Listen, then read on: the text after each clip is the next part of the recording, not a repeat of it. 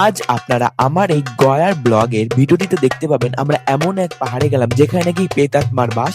সেখানে সন্ধ্যার পরে কোনো মানুষ যায় না এবং তারপরে চলে গেছিলাম ভারতের বুকে অবস্থিত ছোট্ট এক তিব্বত। যেদিকে তাকাবেন সেদিকেই দেখতে পারবেন বৌদ্ধ ধর্মাবলম্বী মানুষদের বাস। হ্যালো, বল তোর কেমন লাগছে?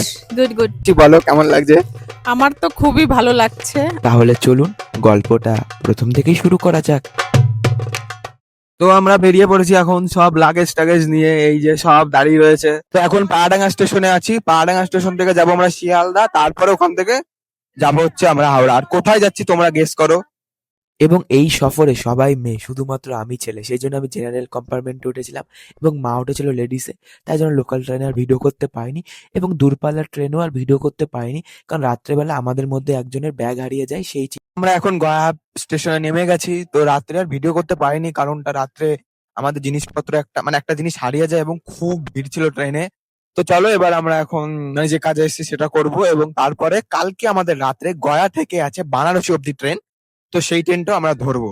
তো চলো পুরোটা দেখতে থাকো, খুবই ভালো হবে, ইন্টারেস্টিং হবে। এইবার আমাদের ফ্যামিলির সংখ্যা ছিল 12 জন। 12 জন মিলে গেছিলাম আমরা গয়া ভ্রমণে। তো আমরা এখন বেরিয়ে পড়েছি হচ্ছে ঘুরতে যাওয়ার জন্য। সবেই হোটেলে ঢুকেছি, মানে শুধু ব্যাগপত্র রেখেই বেরিয়ে গেছি। মানে হোটেল না, সরি, এটা আশ্রম, ভারত সেবাশ্রম ধর্মশালা। যেহেতু আমরা অনেক লোক, সেই জন্যই ধর্মশালায় রয়েছি। গয়ার যে আশেপাশে জায়গাগুলো সেগুলো আমরা এক্সপ্লোর করবো এবং ঘুরবো।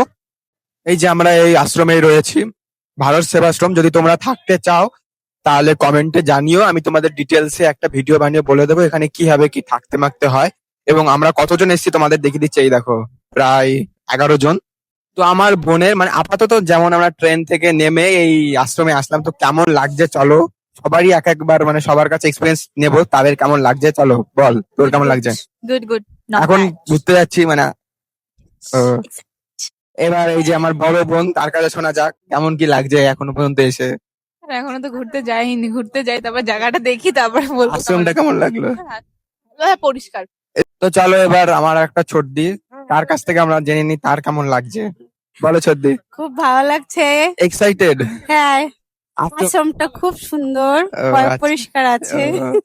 তো আমরা এখন চলে এসেছি হচ্ছে বোধ গয়াতে। এই দেখো স্ট্রাকচার দেখে বুঝতেই পারছো, মানে এখানে একটা কি বলতো বৌদ্ধ ধর্মাবলম্বী মানুষের এখানে বেশি থাকে।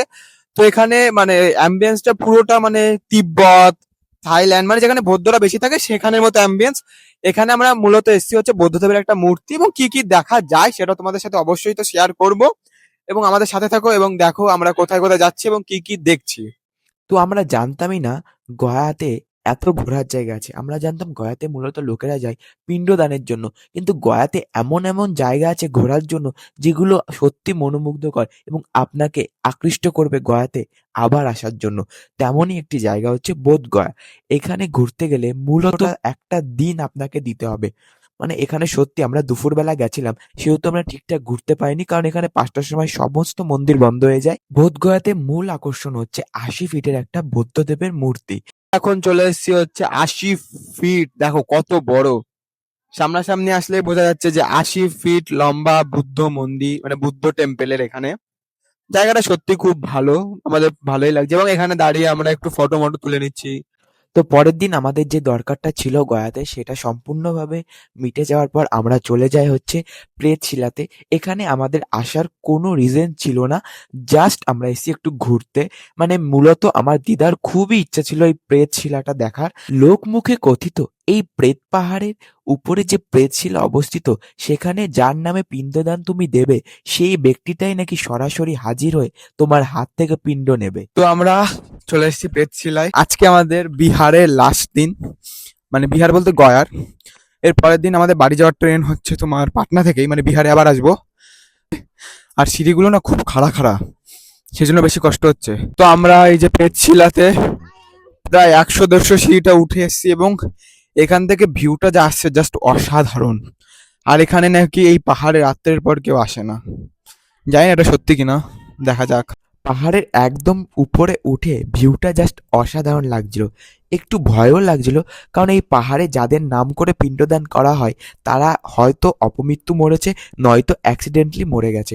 কদিন পর এই জায়গাটা টুরিস্ট স্পট হয়ে যাবে, কারণ এখানে রোপওয়ে হচ্ছে। ওখানের একটা লোকই আমাদের বলছিল এই জায়গাটা আগে নাকি ঘোরার জন্য মানুষ আসতো না এবং এর পাশ দিয়ে গেলেও লোকেরা নাকি ভয় পেত। আজ এই পর্যন্তই ছিল আমাদের বিহার ভ্রমণ, কিন্তু আমাদের পুরোপুরি ভ্রমণ শেষ হয়নি, কারণ এরপরেও আমরা যাব হচ্ছে বারাণসী এবং অযোধ্যা। তো আমরা যে ভারত সেবাশ্রমে ছিলাম তারই ডিটেলস তোমাদের বলে দিচ্ছি, কত কি নেয় এখানে। এখানে হচ্ছে পার পার্সন 100 রুপিস নেয়। সামনে যে ঘরটা দেখতে পাচ্ছ এখানেই হচ্ছে খেতে দেওয়া হয় দুপুরবেলা এবং রাত্রেবেলা 50 টাকার বিনিময়ে ভেজ থালি। তো আমরা যে ভবনে ছিলাম সেটার নাম ছিল হচ্ছে কুমারী ভবন, এবং ভারত সেবাশ্রম গয়াতে যেটা অবস্থিত সেই ভারত সেবাশ্রমটা অনেক বড়, এবং আমি আমাদের রুম ট্যুরটা দিয়ে দিচ্ছিলাম, মানে কেমন হয় ভারত সেবাশ্রমের রুম। তো একটু অগোছালো দেখতেই পাচ্ছ, কারণ যেহেতু আমরা বারাণসীর জন্য এক্ষুনি বেরোবো, সেই জন্য একটু ঘরে সবাই মিলে জামা কাপড়টা প্যাক করে ব্যাগে ভরছিল। তো এই পর্যন্ত ছিল আজকের ভিডিওটা। তোমাদের ভালো লাগলে অবশ্যই ভিডিওটিতে একটি লাইক এবং চ্যানেলটিকে সাবস্ক্রাইব করতে ভুলো না।